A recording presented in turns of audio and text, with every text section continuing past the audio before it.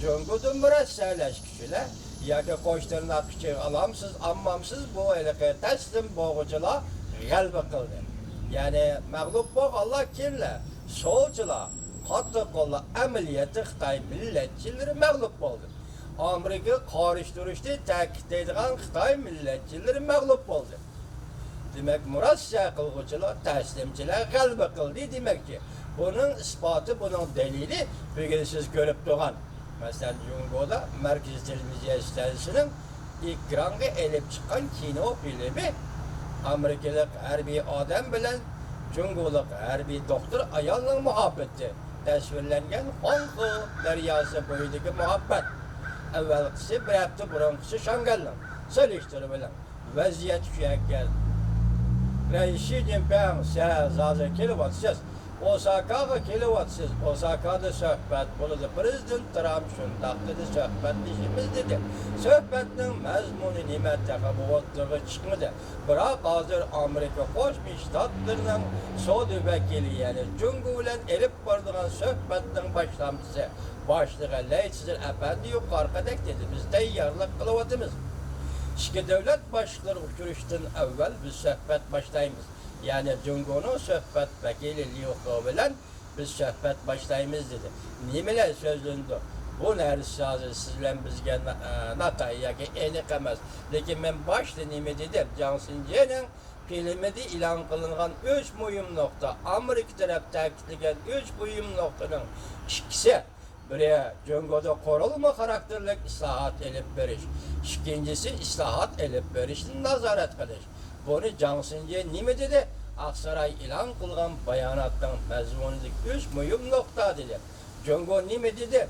Özara köngül bililgan meselelerine itibar veriştigen sözü kılgandan başka Cungo'nun meydanı yumuşap gitti. Reis Xi Jinping, sizin meydanınız yumuşap gitkenmişindak bir peytte. Prezident Trump bilen Osaka'da uçuruşlanmışındak bir peytte. Bir pekar, müstemlik Uyguristan'dan misafir bulup, Amerika gelip yaşavatkan bir pekar, şundak teklif verimen ki ve şundak talep koyumen ki, tüvendeki adamlarını, yani yazgıçılarını, şairlarını, yani hususen aytkandı menen kasıptaşlarım, hizmettaşlarım, menen okuguçularım, Moşa kolga ilingan adamlarını koyup verişimizi sizge teklif kılımın. Reis Xi Jinping. Birincisi, mentimin uşar. Kesbi yazgıcı. Şinjan Yazgıcılar Birleşmesi. İkinci Halide İsrail. Kesbi yazgıcı.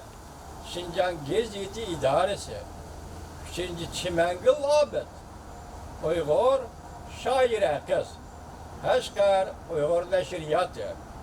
Dördüncü Mehmetcan Ablez. Böriyar. Yani yazgıcı. Kaşgar Uygur Neşriyatı. Beşinci Ferhat Tursan. Şair, yazgıcı. Bu yigitten işleydiğin ordunu bilmeydiken ben. Altıncı Şehla.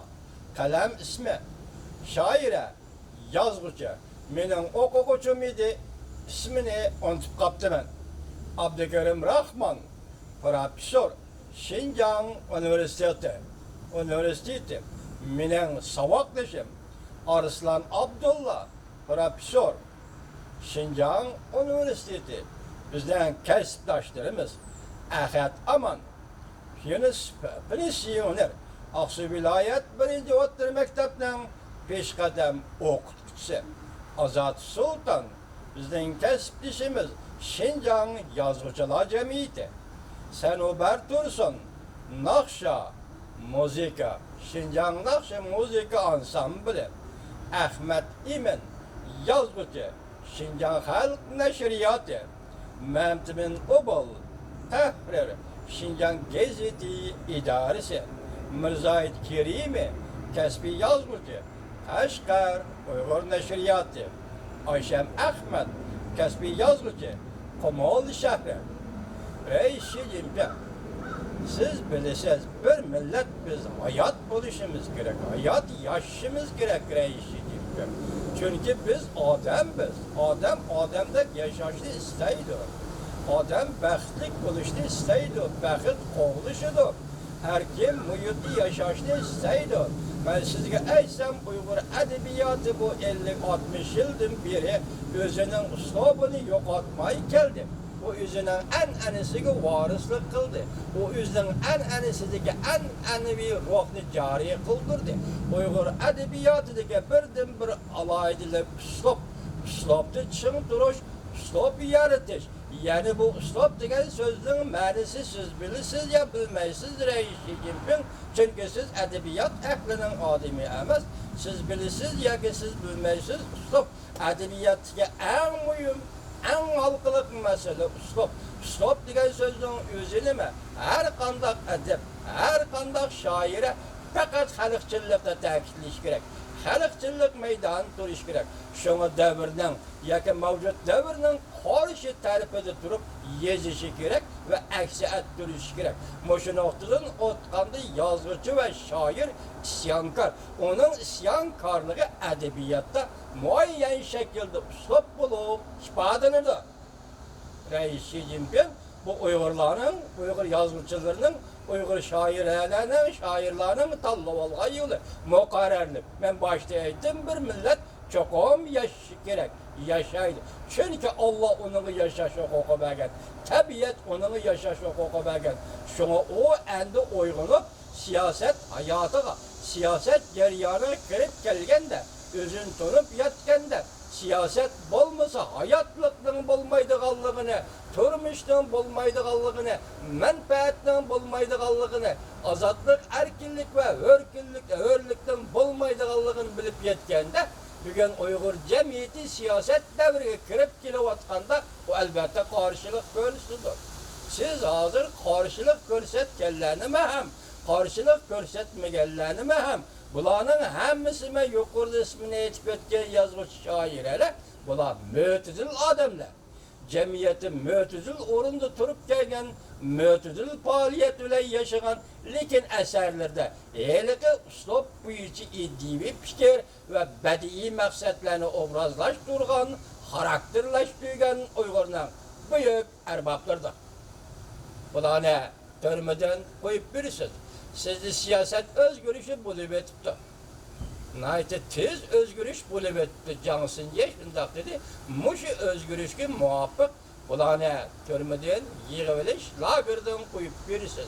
3 milyon yığıveriş, lagera kamalgan Uygurlarına hazırlıkı turmuşunu, yani lagerdeki turmuşunu siz özgertiş, gün bu lagerini bekar kılışız.